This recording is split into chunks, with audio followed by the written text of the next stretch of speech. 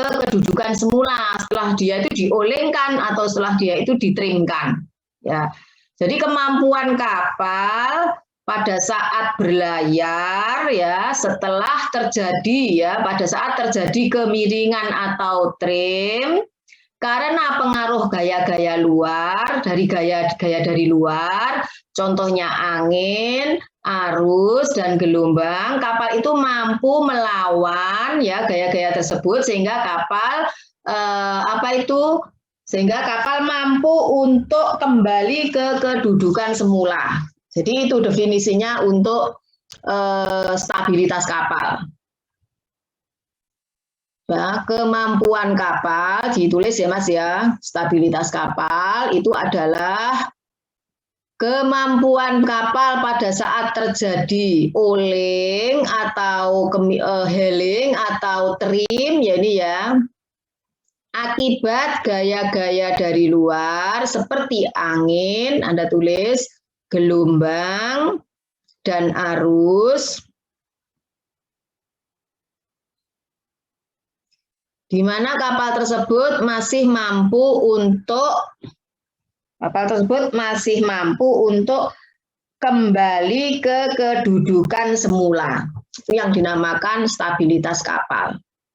Coba Anda ulangi salah satu.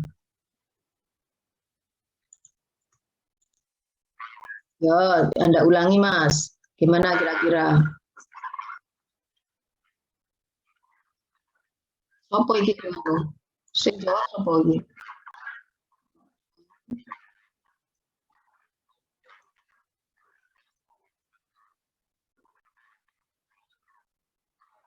Ya, ini Mas Kausar ya.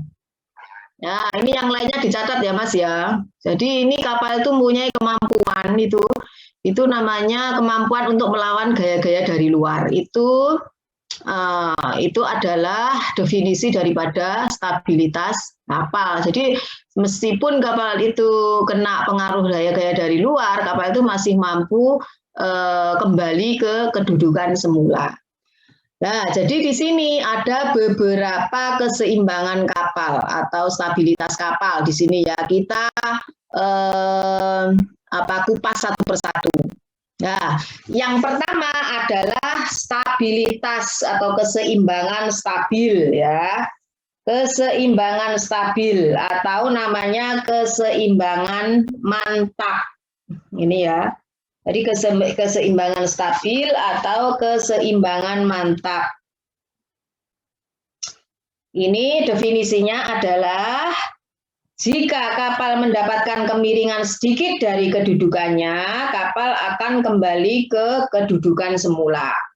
Apabila kapal atau benda mendapatkan kemiringan sedikit, ya kemiringannya juga akibat dari gaya-gaya dari luar itu tadi, maka atau kemiringan sedikit dari kedudukannya, maka kapal akan kembali pada kedudukan semula. Jadi itu yang dinamakan keseimbangan stabil. Kita lihat ya titik-titik yang terpenting pada keseimbangan stabil. Ya, jadi ini kalau misalkan posisinya di sini, ini adalah posisi stabil. Ya, ini ya yang lurus ini Anda lihat ini posisi stabil. Tetapi kalau terjadi sudut, ya ini ada sudut karena ada pengaruh gaya atau gelombang dari luar, kapal itu akhirnya akan miring Mas ini Mas. Ya, karena miring ini ya, karena terjadi kemiringan sudut, maka ini titik G, ini tadi ada titik G, ada titik B, ada titik K, dan ada titik M di sini. Nah, titik M ini masih posisinya di atas titik G. Titik B, nanti ada titik B di sini, ada di bawah titik G, dan paling dasar ini adalah titik K. Titik K itu namanya kil. Ya, Anda tulis K itu sebagai dasarnya adalah kil. Kemudian di atas K itu ada titik B atau namanya titik buoyancy. Jadi titik buoyancy itu arahnya berlawanan dengan titik gravitasi. Kalau gravitasi itu arahnya ke bawah, kalau buoyancy itu adalah gaya tekan air ke atas ya yang dipengaruhi oleh bentuk badan kapal yang ada di bawah air. Jadi kalau bentuknya berbeda, nanti titik buoyancy-nya juga akan berbeda. Ya, kalau titik G itu dipengaruhi oleh konstruksi kapal. Nah, atau oleh berat kapal. Berat kapal itu diukur dengan apa atau apa saja yang mengaruhi berat kapal ya? Yang mengaruhi berat kapal itu adalah displacement kapal ya, atau displacement kapal itu pengaruhnya adalah DWT dan LWT. Ya, DWT dan LWT, bobot kosong kapal dan bobot mati kapal. Yang LWT itu bobot kosong kapal, light weight ton. Itu adalah pada saat kapal tidak dimuati apapun, itu namanya LWT atau light weight ton. Nah, apa saja yang termasuk light weight ton? Atau bobot kosong kapal ya. Jadi yang termasuk bobot kosong kapal itu adalah konstruksi kapal, kemudian mesin kapal, kemudian apa? Equipment atau perlengkapan kapal. Nah, kemudian kalau DWT kira-kira apa, Mas? Kalau DWT ini sangat apa yang sudah saya terapkan atau sudah saya berikan ke IPTEK Kelautan itu akan saya bawa ke TBK tetap. Jadi tidak bisa dilupakan atau tidak bisa ditinggalkan. Nah, DWT apa? Pengaruhnya karena terpengaruh terhadap titik G. Nah, kalau DWT ini adalah apa? Bahan bakar, minyak, pelumas atau oli, kemudian kru kapal, terus apa? Terus muatan kapal. Itu adalah DWT. Titik G itu adalah titik berat kapal yang punya komponen-komponen displacement kapal tadi. Jadi bisa membedakan ya, Mas ya. Halo, Mas. Kalau buoyancy tadi apa? Nah, karena ini berkaitan dengan hukum Archimedes. Kalau misalkan kapal itu masuk ke dalam air, itu ya akan berkaitan dengan hukum Archimedes. Apa rek? Hukum Archimedes rek? Apabila, iya Mas? Nah, bunyinya, ayo, bunyinya apa?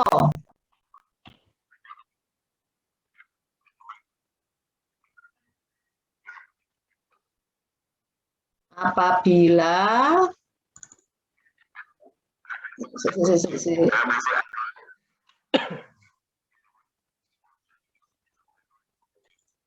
nah, bener enggak? Yang lainnya gimana? Yang lainnya? Betul. Gimana? Jadi kok coret-coretnya bagi layar bagi. Ayo, yang lainnya bagaimana? Yang lainnya? Apakah ada yang lain? Hukum Archimedes bagaimana, Rek?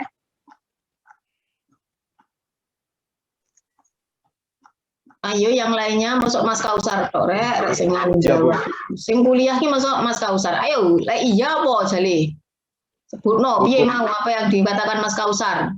Hukum Archimedes menyatakan bahwa sebuah benda yang tenggelam seluruhnya ataupun sebagian dalam satu fluida, benda itu akan mendapatkan gaya apung atau buoyant force besar berat fluida yang dipindahkan, Bu. Sebesar apa? Berat fluida yang dipindahkan. Berat fluida yang dipindahkan. Dalam hal ini apa berat fluida itu? Kalau diaplikasikan ke dalam kapal, kira-kira apa berat fluida itu? Seperti cairan pelumas kapal. Berat fluida cairan pelumas piye? Oh, fluida itu seperti ini, Bu. Iki loh, cairan yang kapal masuk ke dalam air, maka apa tadi hukum Archimedes yang dipindahkan apa? Berat air yang dipindahkan sama dengan opo? Bobot kapal atau bobot kapal, Bu, DWT. Berat air yang dipindahkan sama dengan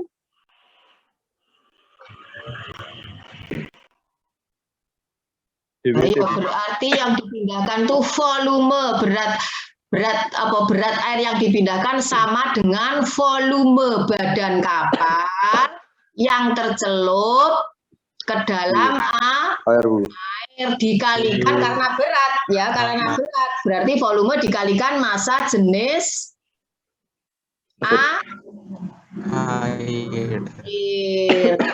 Jadi berat benda yang berat ini suatu benda kalau tercelup ke dalam air tadi ya, atau suatu kapal kalau misalkan tercelup ke dalam air maka kapal tersebut mendapatkan gaya tekan ke atas. Ditulis, Mas.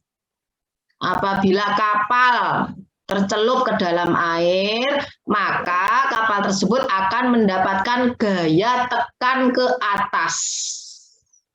Yang besarnya sama dengan berat zat cair. Ayo, catat. Yang besarnya sama dengan berat zat cair yang dipindahkan oleh badan kapal.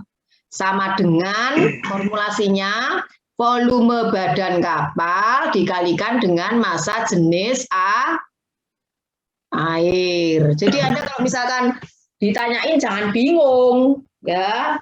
Gimana kalau misalkan kapal tercelup ke dalam air? Jadi tadi gaya yang jelas akan mendapatkan gaya tekan ke atas. Gaya tekan ke atas itulah yang dinamakan dengan buoyancy.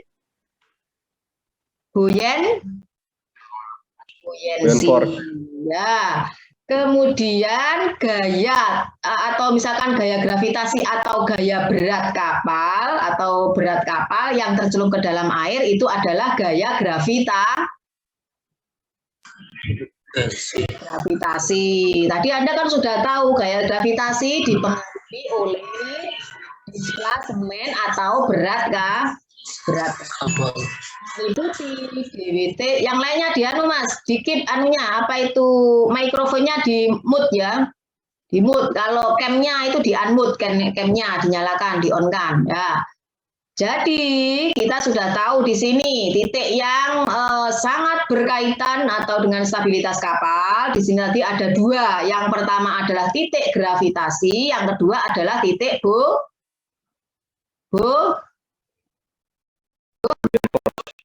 Jadi ada dua ya di sini stabilitasnya yang berpengaruh. Ayo ditulis loh Mas, ngono kuwi Mas.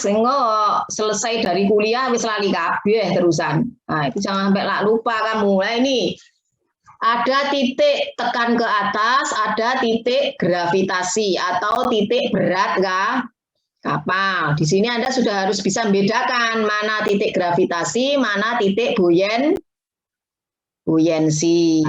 Nah, di situ ada titik maya, di atasnya titik gravitasi itu, namanya titik maya. Ini ya, titik maya. Titik maya atau titik metacenter, namanya itu titik metacenter. Di atas ini M, ya ini ya, Anda lihat bahwa M ini pada keseimbangan stabil, M ini merupakan titik metacenter atau titik sudut putar, ini namanya ya, sudut putar kapal itu di atas. Lalu kamu lihat pada saat kapal belayar mana itu titik M-nya, ya enggak bisa, titik M-nya itu harus Anda gambar sendiri. Pada saat kapal belayar, titik M-nya itu mengikuti kapal belayar. Ya, kamu sampai kapal pun ya tidak bisa tahu titik M-nya itu di mana kapal itu. Ya, ini harus berdasarkan perhitungan dalam teori bangun kapal. Ya, jadi pada stabilitas kapal itu ada titik-titik penting. Apalagi Mas tadi yang sudah disebutkan, titik apa? Kil. Gravitasi. Titik kil itu apa? Titik kil itu apa? LWT. Wah, titik kil kok titik LWT? Titik dasar kapal. Dan setelah kil apa lagi? LWT Bu, lead vector. Titik apa? Titik buoyancy. Di atas titik G itu titik buoyancy. Inisialnya B, Mas. B, ditulis B, itu titik buoyancy ya. Jadi titik buoyancy itu adalah titik atau gaya tekan ke air pada kapal. Ya, tekan air pada kapal ini ya. Kemudian titik apa lagi setelah titik B? Apa? Titik G apa namanya?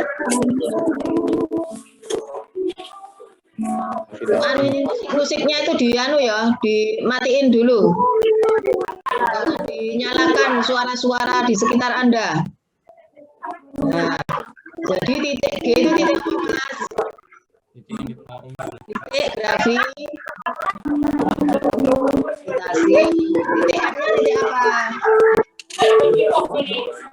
Titik M-nya titik apa tadi? Titik metasenter.